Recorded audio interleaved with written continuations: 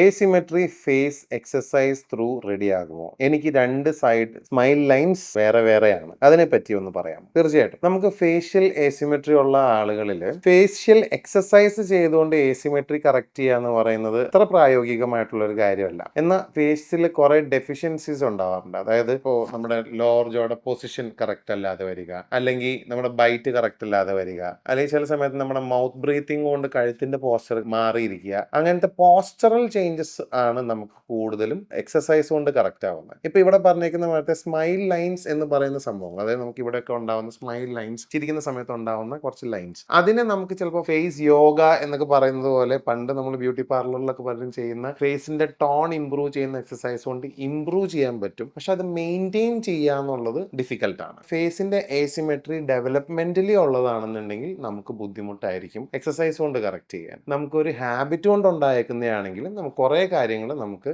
Exercise കൊണ്ട് correct ചെയ്യാം.